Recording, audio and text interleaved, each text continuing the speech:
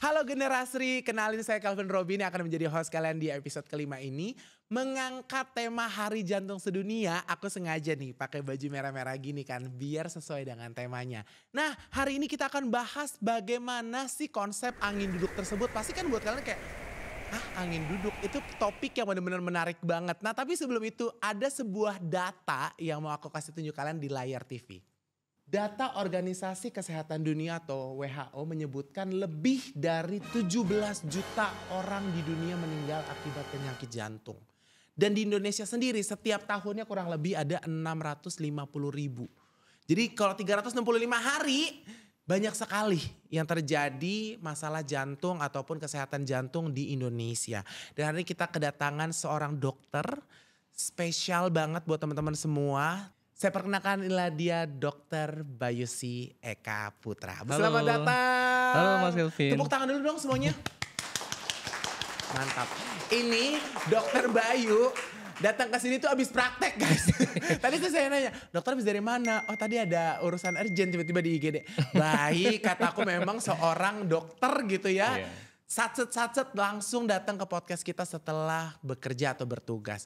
Dokter Bayu gimana kabarnya? Baik, makasih banyak. Apa kabar Mas Calvin? Baik, jarang loh yang nanyain kabar gue.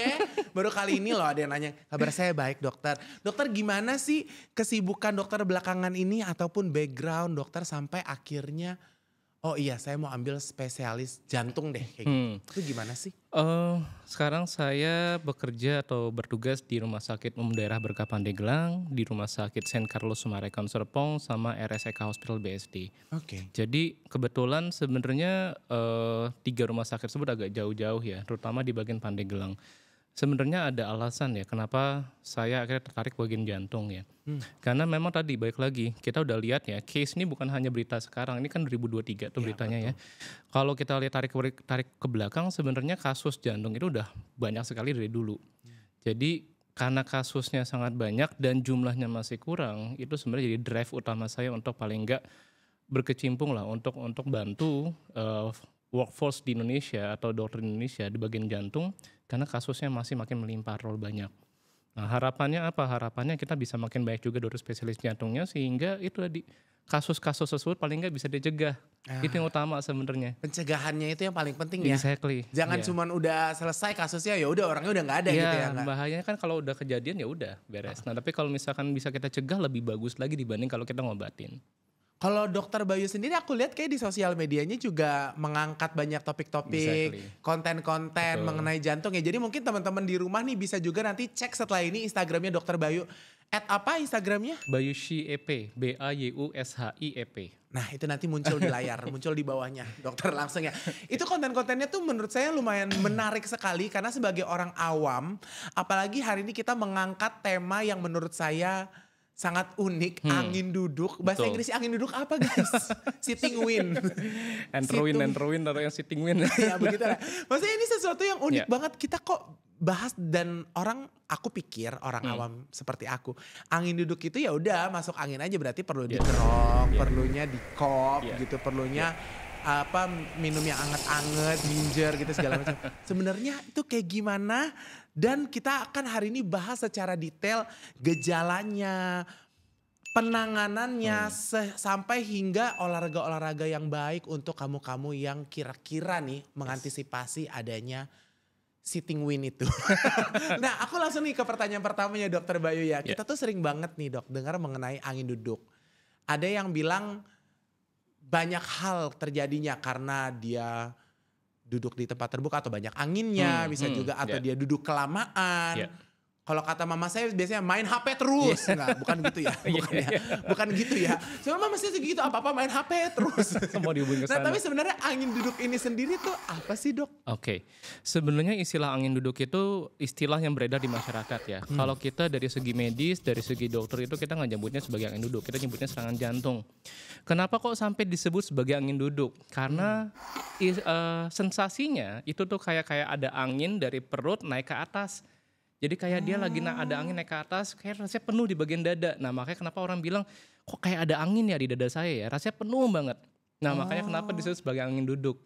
Karena kebanyakan orang juga pas lagi duduk, pas lagi serangannya. Ya, itu yang yang istilah kenapa muncul angin duduk seperti itu. Tapi kenyataannya adalah pasien mengalami serangan jantung. Apakah ada hubungannya sama masalah angin? Nggak ada sama sekali. Oh nggak ada? Nggak ada sama sekali. Makanya orang kalau misalkan datang kerokan-kerokan segala berharap anginnya hilang kan angin duduk kan istilahnya kan. Ya tidak ada hubungannya sama sekali sebenarnya ke arah sana.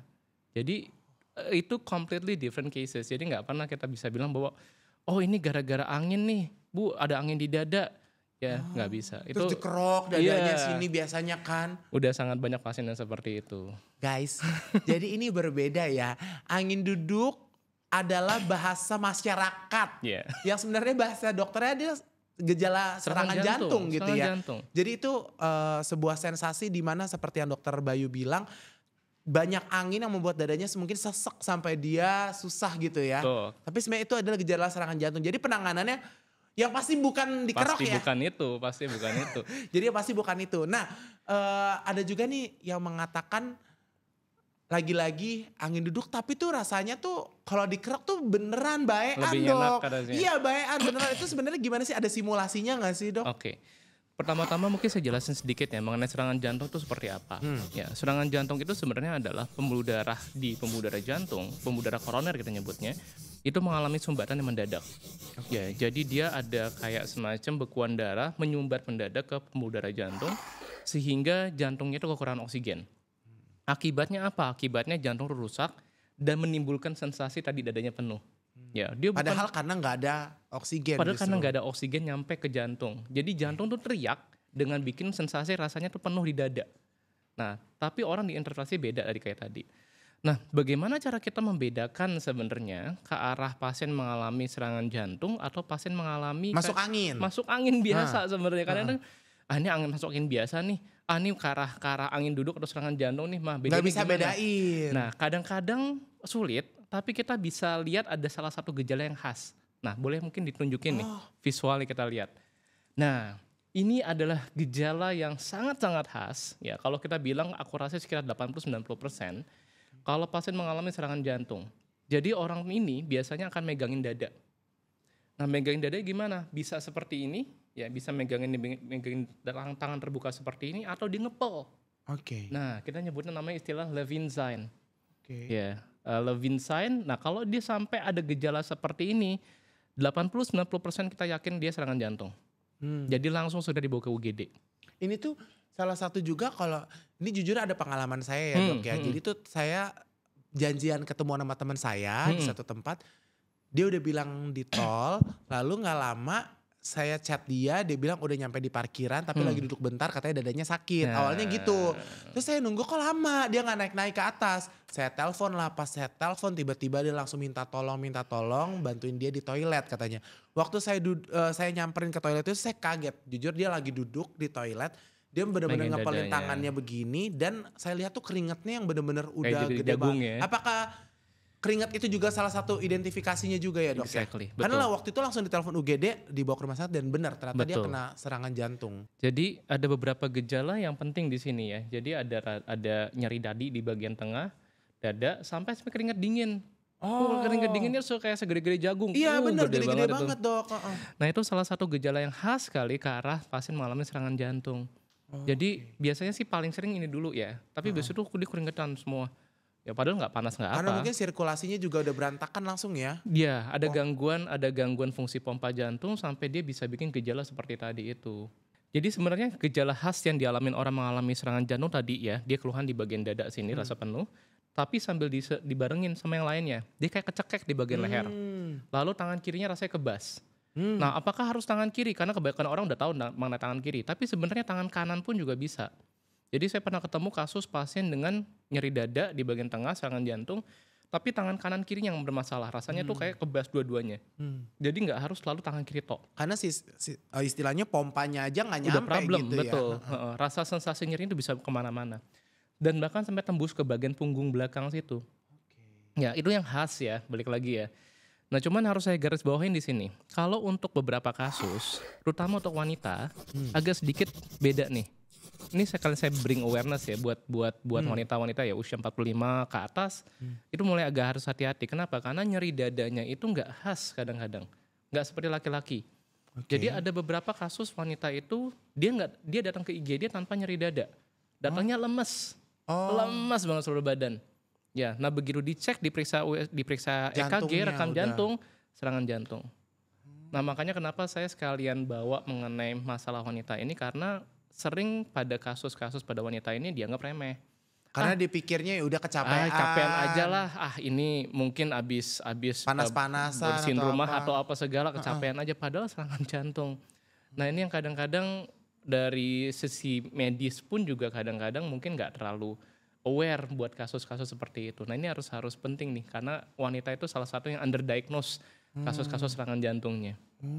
Jadi buat teman-teman wanita di rumah ini kasusnya lumayan abu-abu istilahnya Betul, gitu ya. betul. Jadi teman-teman Kasusnya yang gampang. wanita, yang perempuan lebih aware aja sama dirinya sendiri. Apakah benar karena kecapean kerja ataukah memang lelahnya itu lain ya dok Betul. kayaknya ya. Kalau lelah yang jantung itu benar-benar kayaknya seluruhnya Seluruh udah. badannya lemes banget. Termasuk buat pasangannya kadang-kadang karena mungkin pasangannya ngerasa kamu kecapean aja nih. Iya. Padahal sebenarnya mungkin tuh bener terjadi masalah sesuatu pada pasien tersebut. Pokoknya sampai mengganggu aktivitas, kenyamanan lebih baik langsung dibawa ke IGD ya dok untuk pengecekannya. Betul. Jadi harus hati-hati sekali. Nah, Oke. itu yang harus membedakan. Kalau misalkan, nah ini yang kalau misalkan katakanlah pasien mengalami masuk angin biasa. Kalau masuk angin biasa, sebenarnya dia nggak ada keluhan sampai keringet jagung keluar kayak gitu. Iya. Satu, ya. Kedua, biasanya dia lebih ke arah bloating. Bloating Paling tuh biasanya sendawa doang. sendawa, betul. Iya, Jadi mama kentut-kentut, bener. kok saya bloating terus ya nih. Nah, biasanya lebih kondisi seperti itu. Itu masuk angin. Masuk angin lah intinya kita bilangnya. Oh iya, jadi Ya kalau mungkin sebenarnya masalah masuk angin itu lebih ke arah masalah lambung sih. Tapi sensasi bilang masuk angin ya karena memang banyak gas, Gas, di daerah lambungnya dia. begitu guys. Nah tapi penyebab, karena kan kita tahu nih angin duduk, kita kan ya pasti nggak mau dong dok kena kan. Nah untuk menghindarinya kita perlu tahu penyebab angin duduk ini apa? Apakah kita harus terus berdiri atau gimana? Iya betul. Ya, betul. Ini logikanya masuk nih. Sebenarnya tadi angin duduk itu nggak ada hubungan sama duduk-dudukan sebenarnya ya. Oh, nggak ada duduk-dudukan, nggak ada urusan sama hubungannya ya? duduk-dudukan. Orang pas lagi jalan segala bisa mengalami katanya tadi angin duduk, pasien mengalami serangan jantung. Ya bisa aja sebenarnya.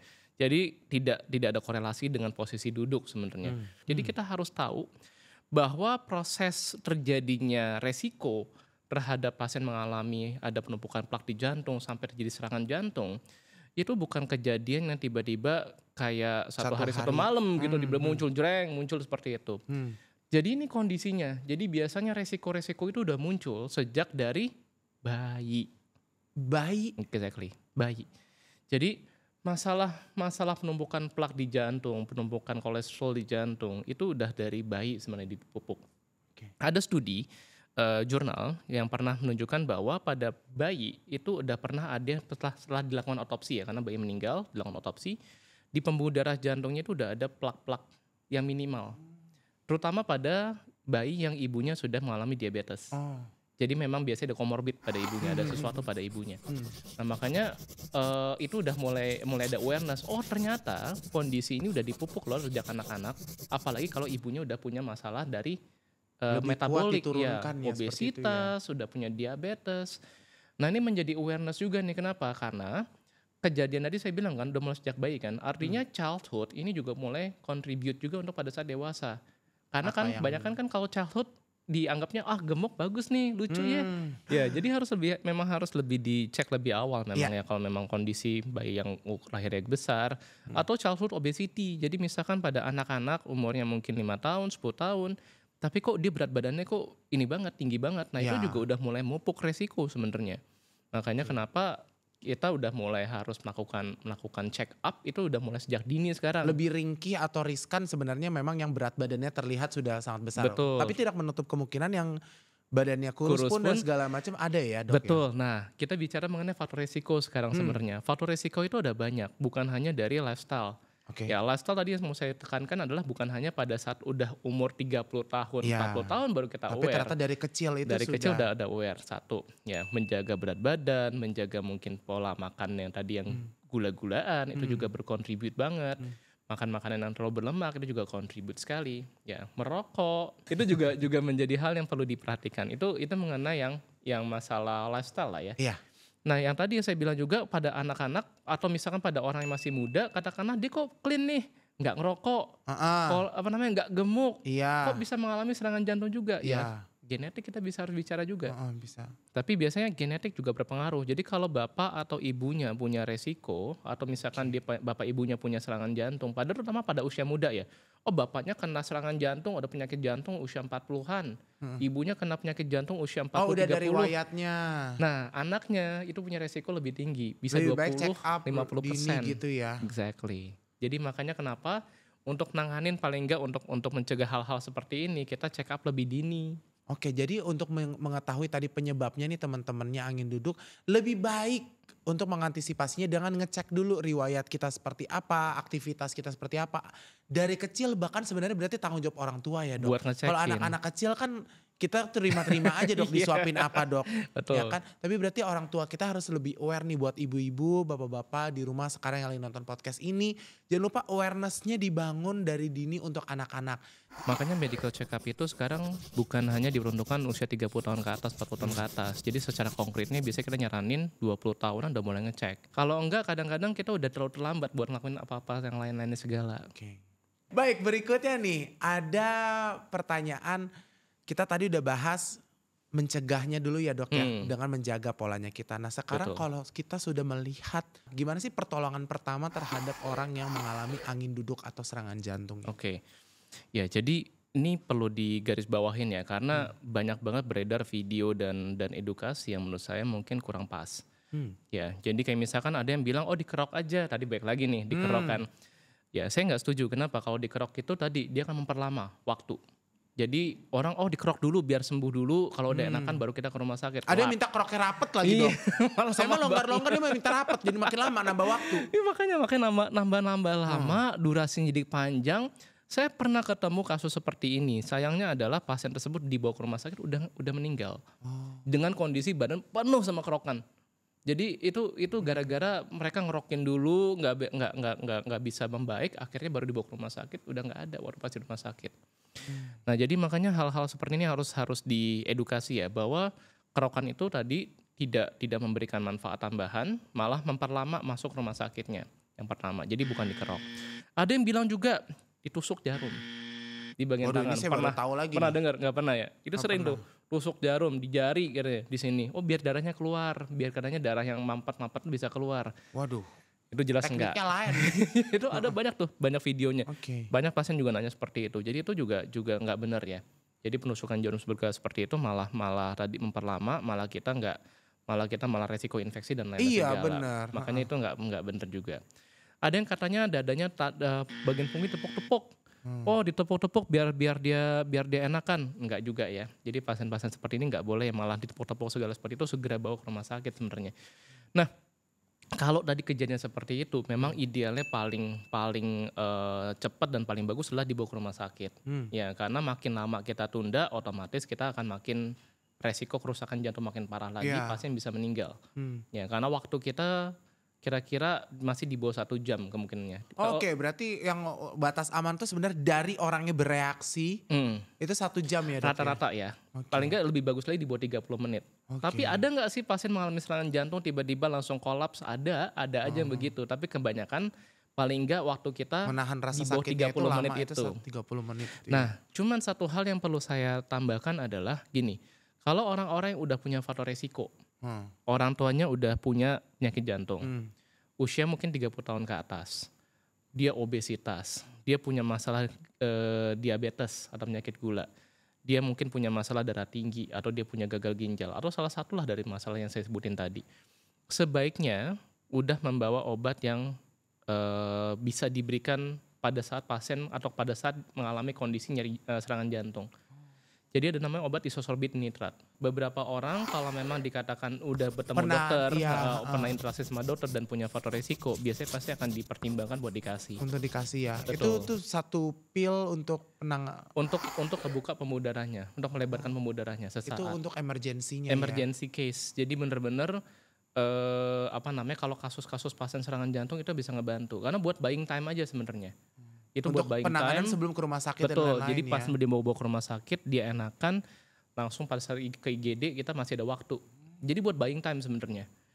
Ya, ada beberapa yang kurang setuju dengan metode saya katakanlah karena dianggapnya self medicating maksudnya. Iya, dikatakan Tapi terlalu ngejual gitu ya ya. self medicating artinya langsung obatin sendiri. Tapi masalahnya adalah beberapa kasus saya belajar di daerah-daerah justru dengan dia udah memberikan obat di bawah lidah tersebut, begitu datang ke rumah sakit itu akan lebih Persentase untuk selamatnya lebih tinggi.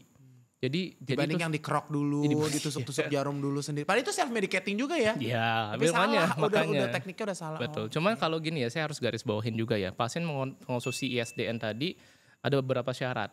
Oke. Ya, satu tidak boleh menggunakan obat sildenafil. Sildenafil itu adalah obat untuk biasanya obat pria. Oke. Ya, obat buat ngebantu pria, artinya untuk apa namanya? Perkasaan dan betul. lain-lain ya. Jadi itu nggak boleh mengkonsumsi 24 jam sebelumnya, karena begitu dikonsumsi itu dikasih obat Bertabrak ISDN tadi, lagi. tensi anjlok. Ya. Oke. Satu lagi memang adalah sebaiknya kalau punya alat tensi diperiksa tensi dulu. Kadang-kadang kalau di rumah nih punya alat tensi, kebanyakan orang udah punya sekarang. Jadi dicek dulu alat tensinya, kalau tensinya bagus, tekanan darahnya bagus, masih di atas 100, yang atasnya itu. Tensi bagus itu dari berapa sampai berapa? Jadi sistolik, jadi tekanan darah yang atasnya itu kan biasanya 120/80. Nah yang atasnya 120 itu harus di atas 100 minimal. Oke. Jadi kalau di bawah 100 itu punya resiko juga tensinya nanti anjlok. Oke. Jadi kalau bisa sebelum mengonsumsi obat itu pun dicek tensinya dulu di atas 100 mungkin. sebisa mungkin. Ya. Tapi kebanyakan kasus adalah orang langsung udah keburu, aja gitu ya. mau nggak mau dia minum bawah lidah, udah langsung ke rumah sakit. Banyak kasus seperti itu dan akhirnya cukup selamat. Kita karena punya waktu. Mereka Tapi udah kasih obat. kalau menurut dari dokter Bayu, teman-teman yang di rumah nih jangan lupa satu resep dokter ya. Betul, Karena itu resep kadang-kadang kan kita juga perlu tahu apakah ini akan cocok atau seperti apa jadi gitu ketika ya. dispense obat tersebut harus diedukasi lagi. Yes, resikonya dan lebih apa. baiknya nanti detailnya langsung konsultasi. Betul. Dan kalau dari dokter Bayu tensinya jangan lupa dicek dulu sebelum. Exactly. Tapi itu salah satu pertolongan pertama buat orang yang kita tahu nih tiba-tiba Betul. udah ini ya dok. Biar nanti awarenessnya ada. Misalkan pasien itu datang ke dokter, dok kira-kira saya butuh obat ISDN nggak ya? Nah jadi dokter juga aware, begitu diingetin begitu. Menurut saya kamu belum perlu, saya rasa risiko kamu kurang. Nah jadi bisa seperti Jadi itu. jadi dokter yang lebih tahu lah ya. Betul. Bagaimana apakah dia perlu dosis ini atau enggak gitu ya. Betul. Gitu guys.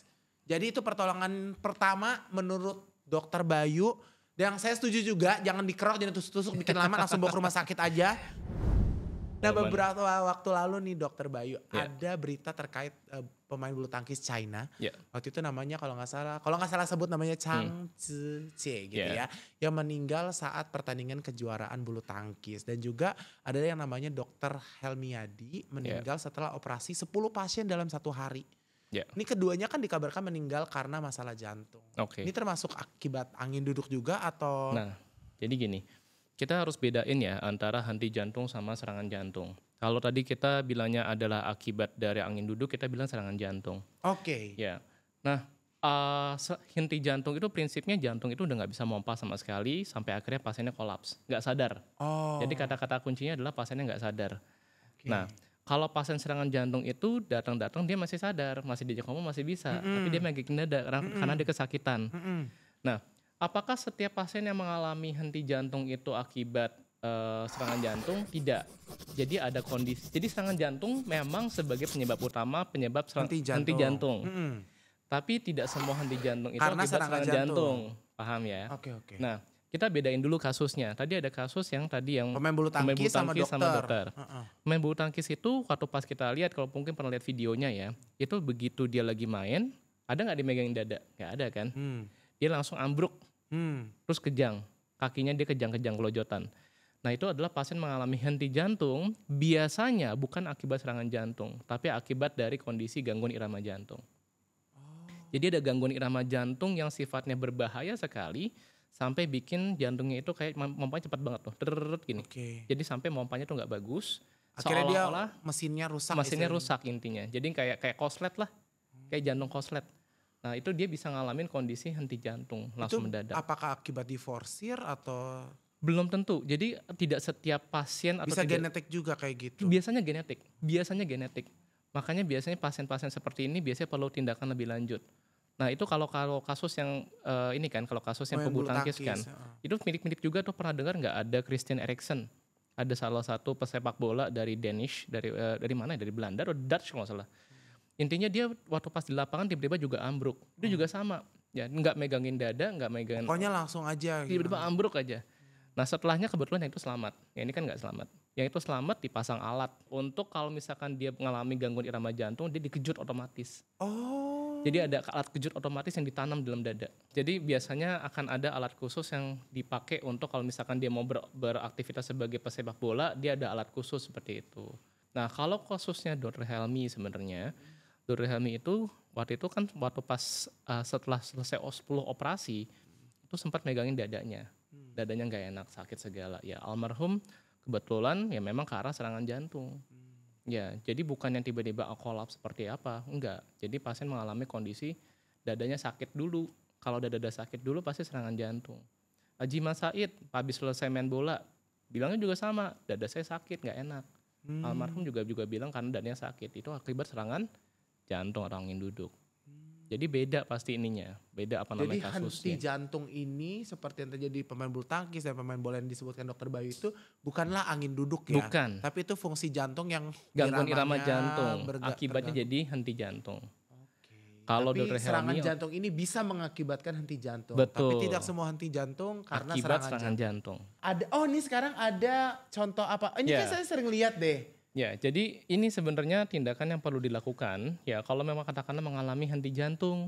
Oh ini justru kalau henti jantung. Betul. Kalau serangan jantung nggak boleh. Serangan jantung kan pasiennya sadar.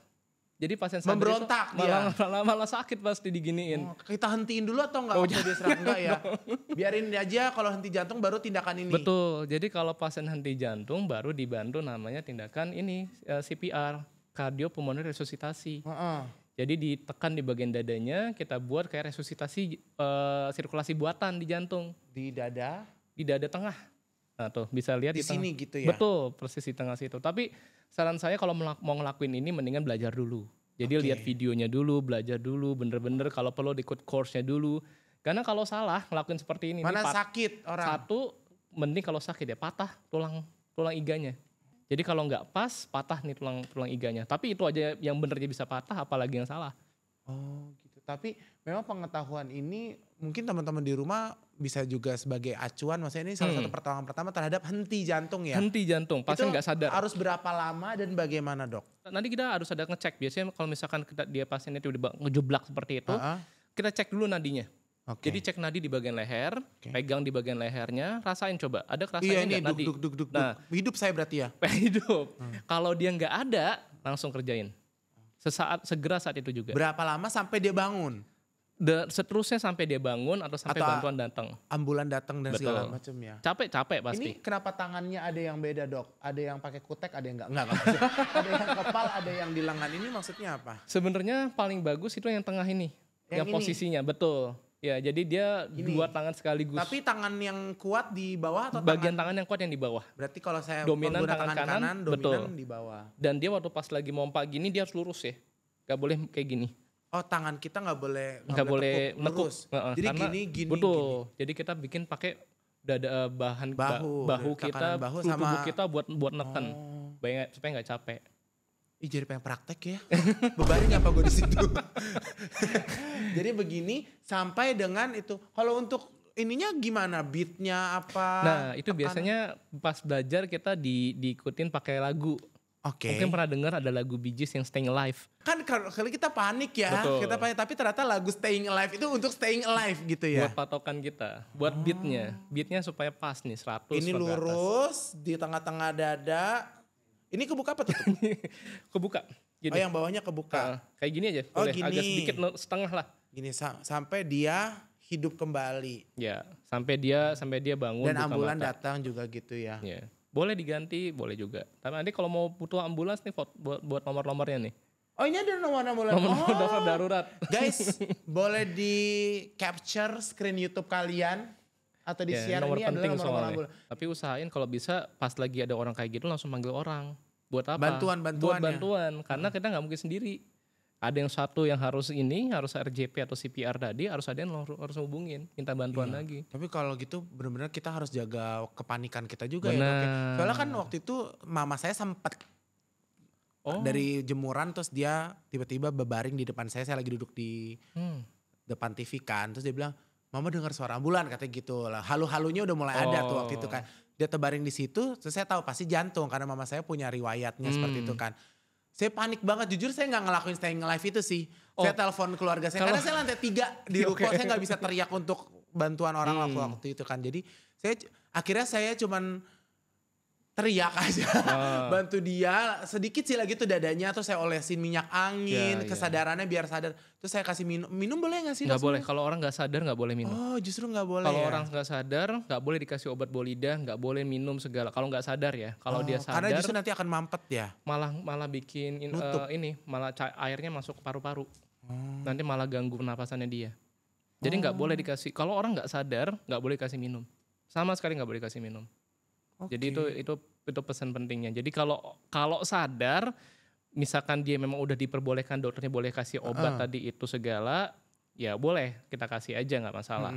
Kalau kan dia sadar kan, jadi dia bisa ngomong segala. Tapi kalau dia nggak sadar, ditepok nggak bangun segala. Oh iya. Nah itu jangan ditambah-tambah lagi. Jangan dikasih air, jangan dikasih obat apa-apa segala. Udah dicek dulu, nadinya nggak ada, langsung ditekan di bagian dada. Ini kan kita banyak nih ngomongin tentang angin duduk ataupun serangan jantung.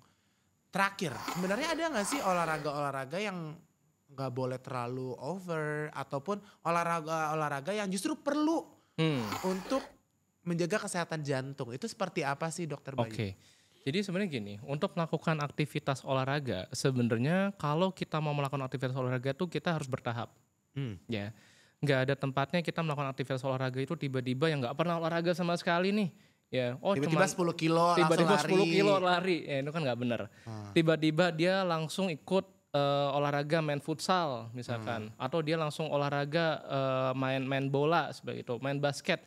Jadi jangan sampai yang dari awal yang nggak pernah olahraga tiba-tiba langsung olahraga kompetitif. Nah itu kata-kata dasarnya kompetitif. Jadi hindarin olahraga kompetitif kalau nggak siap atau nggak pernah olahraga sebelumnya. Nah kalau misalkan olahraga yang simple gimana? Prinsipnya adalah kalau dia berolahraga dengan melakukan aktivitas fisik 30 menit sehari 5-7 kali dalam seminggu. Olahraganya apa? Olahraga jalan, olahraga lari-lari ringan, treadmill ringan ya 30 menit aja dalam sehari itu udah cukup. Berenang termasuk gak Dok? Boleh, biasanya sih kita ada patokannya dari mana? Patokan dari heart rate nih. Nah dari heart rate, jadi kalau kita mau mencapai heart rate yang aman itu sekitar dari 50-85% rata-rata. Ya, 85% dari apa? Dari maksimal heart rate. Nah, misalkan nih saya kan 30 tahun. Nah, amannya di berapa? Di 95 sampai 162. Oh, jadi nggak boleh lebih tinggi dari itu? Lebih tinggi dari 190 itu udah bahaya. Ya, jadi kalau kita mau ngitung maksimum heart rate adalah 220 kurangin usia. 220 dikurangin usia. Oke, kan berarti 30 benar 190 kan. Betul. Caranya gini, kalau kita nggak punya alat, kita bisa manual nggak? Sebenarnya akan agak lebih effort karena biasanya kalau kita mau mulai olahraga kita ngecek dulu nih nadi. Pada saat kita pas lagi di tengah-tengah mau sambil ngecek nadi boleh-boleh aja, tapi repot. Makanya banyak orang udah mulai pakai yang wearables. Iya, pakai jam tangan ya, ini. pakai band sesuatu. Ataupun kan sebenarnya di tempat treadmill pun ada yang pegangannya. Untuk yang bisa langsung ngecek heart rate. Oh, Betul. jadi kalau di atas 190 itu kalau di usia saya 30 tuh udah nggak baik ya? Punya risk karena jantungnya udah overwork. Ya, jadi makanya ini boleh di capture juga nih berarti nih teman-teman yang kasih. Kadang-kadang kan gini soalnya orang tua saya baru mulai olahraga nih, baru mulai nge-gym. Dia nggak tahu ternyata ada patokannya. Orang tuanya umur 50 cuma boleh sampai 170 maksimal. Banget. Lebih baik kan 145 aja gitu ya heart rate. Betul. Jadi olahraga di situ boleh aja. Nih, di capture nih teman-teman yang di rumah. Supaya apa? Supaya aman, supaya nggak overwork. Kalau begitu overwork tadi kita akan menghadapin kondisi jantung yang nggak siap. Tapi sebenarnya semua olahraga tuh aman baik-baik. Apa ada yang sebenarnya ini sangat memicu serangan jantung nih? Sebenarnya gini, apapun olahraganya aman asal dia udah biasa.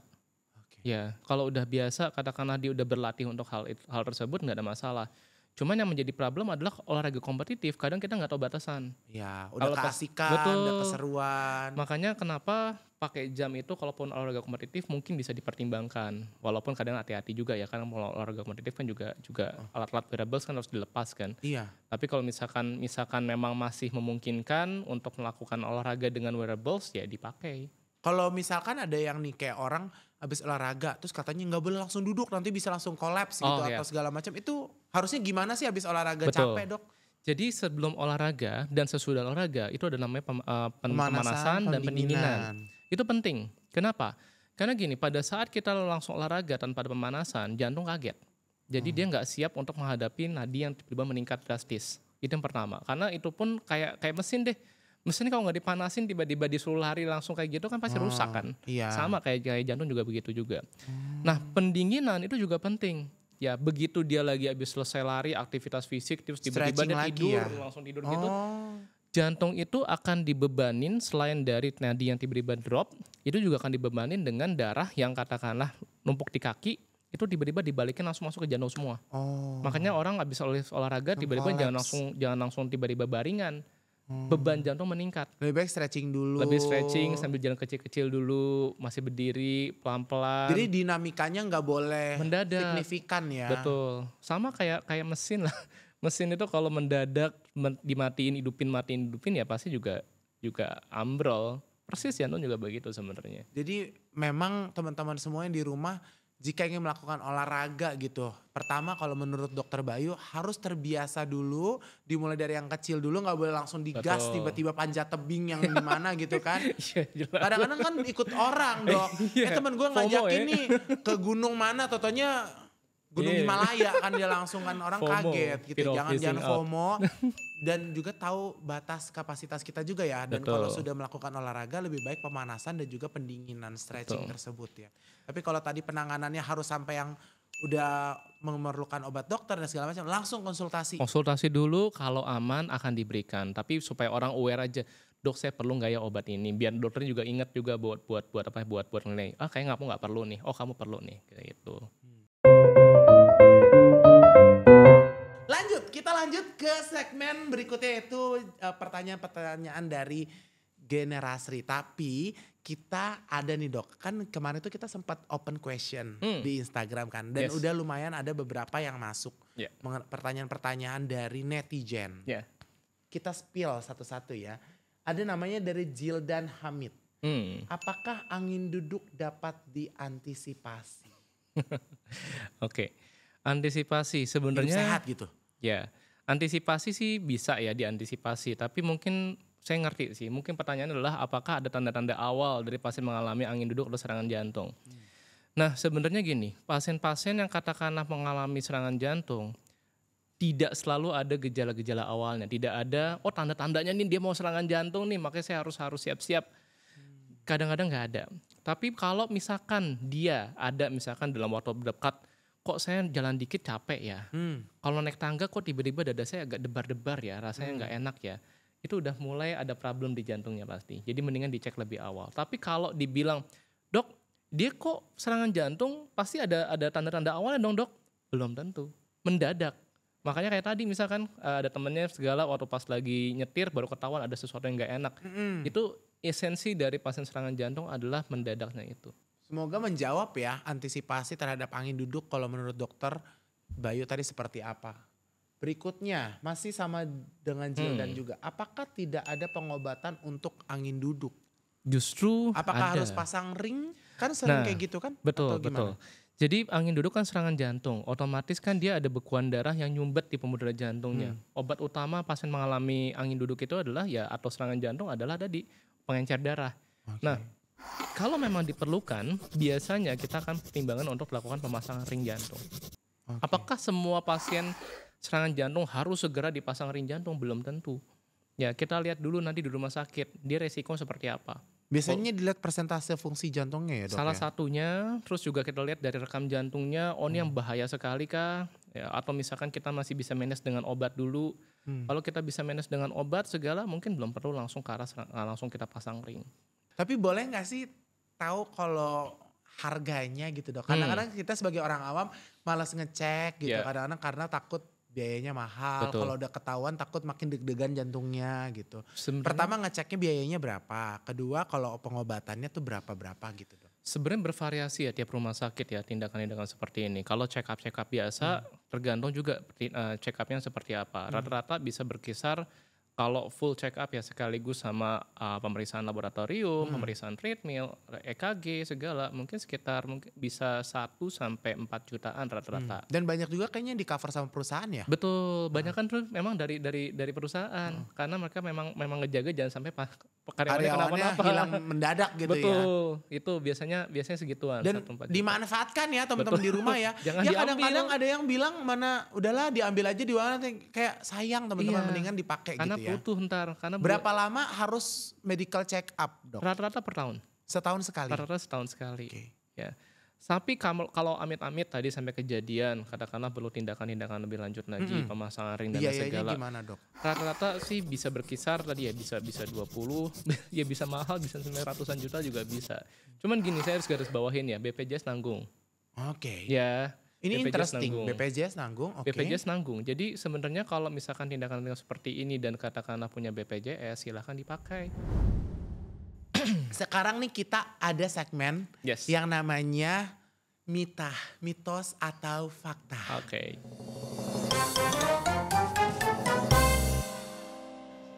Oke generasi, jadi sekarang kita masuk di segmen mitos atau fakta. Jadi akan ada beberapa statement yang akan dijawab oleh Dr. Bayu. Apakah mitos atau fakta sebenarnya? Nah ini aku kasih ke Dr. Bayu. Dan di depan saya sudah ada fishball ini. Dokter sesaat boleh diaduk-aduk dan diambil statementnya, Dok. Kira-kira statementnya mitos atau fakta? Oke. Dokter Bayu persiapkan mitos Siap. atau faktanya ya. 5 juta rupiah! Oh enggak ya, bukannya. Itu mitos. Itu mitos. Dok, Yes. stres dapat memicu angin duduk. Stres dapat memicu angin duduk. Mitos atau fakta? Fakta. Oh, aku pikir dokter bakal bilang mitos loh. Fakta. Oke, Yes. jawabannya kenapa? Kenapa dok? Oke. Bukan sekali dua kali kita ketemu pasien-pasien yang habis berantem nih sama anaknya, bapak-bapak habis berantem sama anaknya, tiba-tiba dia nyari dada. Jadi gini, memang kalau kondisi lagi stressful condition itu dia akan memicu kondisi metabolisme. Kondisi metabolisme berlebih, kondisi stres itu akan mengakibatkan gangguan hormonal sehingga mengakibatkan gangguan pada fungsi jantung juga. Oh karena waktu kita emosi atau stres pun juga irama jantung kita berubah ya kayaknya gitu ya. Sama metabolisme yang meningkat. Jadi jadi beban buat jantung. Kayak kalau kita lagi olahraga kan metabolisme meningkat. Marah pun juga bisa seperti itu. Ya makanya salah satu strategi dari dokter jantung edukasi ke orang-orang adalah menjaga atau mengelola stres.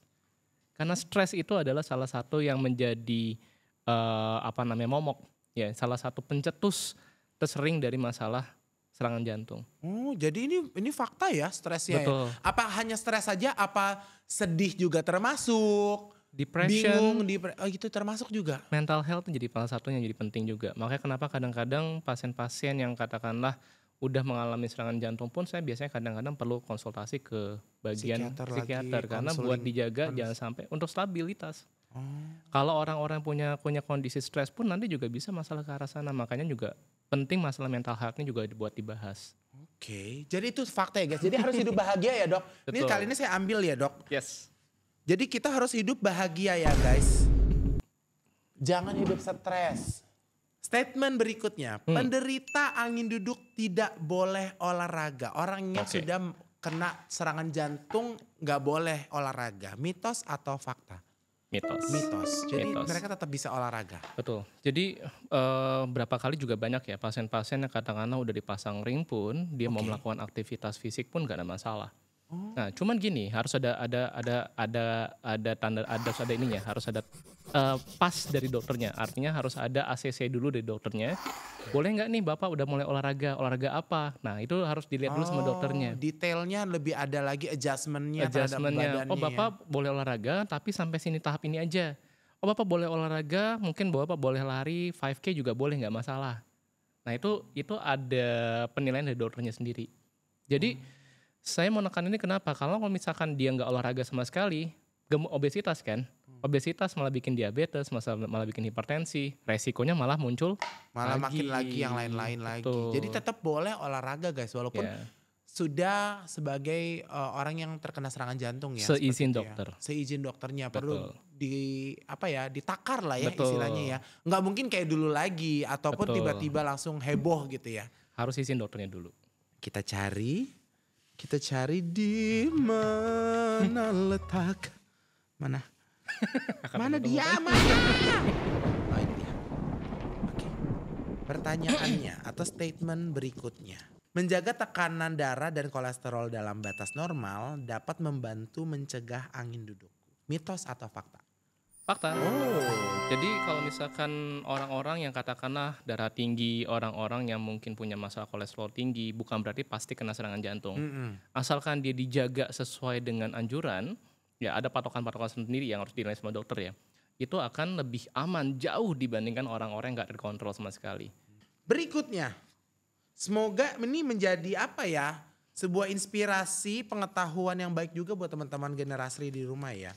Angin duduk dapat memburuk jika tidak diatasi dengan serius. Yes. Fakta. Jelas. Sebenarnya kalau ada kejadian apapun yang katakanlah mendadak tadi ya, apakah itu kalah serangan jantung atau bukan, sebaiknya langsung diperiksakan ke dokter. Karena kita nggak tahu apakah itu benar serangan jantung atau bukan. Itu dulu pertama-tama. Iya betul. Ya, kalau memang serangan jantung, ya tangani segera di rumah sakit. Kalau bukan serangan jantung ya syukur, artinya kita nggak usah terlalu pusing. Jadi sebenarnya peace of mind juga harus didapat dari situ, dari pemeriksaan lebih lanjutnya kan. Jadi jangan dianggap oh ini tiba-tiba jatuh, pingsan, lemas segala kayak gitu, jangan-jangan ada sesuatu, mendingan dicek dulu ya. Apalagi kalau ternyata tadi yang angin duduk, kalau nggak ditangani dengan serius apa yang terjadi tadi henti jantung. Makanya kan kita ini nyawa ya maksudnya ya, jadi mendingan kita harus lebih hati-hati lah terkait hal tersebut. Nah itu aja pertanyaan-pertanyaan tentang mitos dan fakta dari sesi kali ini ya. Jadi semoga sangat menjawab buat teman-teman generasi di rumah. Karena banyak banget pengetahuan-pengetahuan baru menurut aku. Insight-insight yang bisa kita dapetin. Saya mau mengucapkan juga terima kasih kepada Dokter Bayu. Udah menyempatkan dirinya di tengah-tengah kesibukannya. Jangan lupa buat teman-teman semua juga yang mau mungkin bertanya-tanya. Boleh gak sih dok ke Instagramnya dokter? Silakan. Yang tadi ya dokter, yes. Instagramnya sekali lagi ditampilkan di layar kaca. @bayushi.ep. Cantik. Nah jadi bisa langsung aja dicek, tanya-tanya, konsultasi kayak via DM gitu nggak apa-apa kan ya dok? Nggak apa-apa. Sebenarnya sih kalau kadang-kadang saya mungkin DM kadang-kadang masuk ke ini ya. Kalau bisa mungkin di kolom komentar aja. Oh, biasanya akan lebih kebaca. Di konten-konten dokter terus langsung nanya di kolom gitu komentar ya? aja. Kadang-kadang DM itu kadang-kadang nggak ini ke hidden sama sistemnya. Jadi agak telat bacanya. Jadi harus dibuka requestnya lagi segala macam. Begitu. Jadi teman-teman bisa langsung aja tanya-tanya, konsultasi dan semuanya jangan lupa perhatikan kesehatan jantung di Hari Jantung Sedunia ini.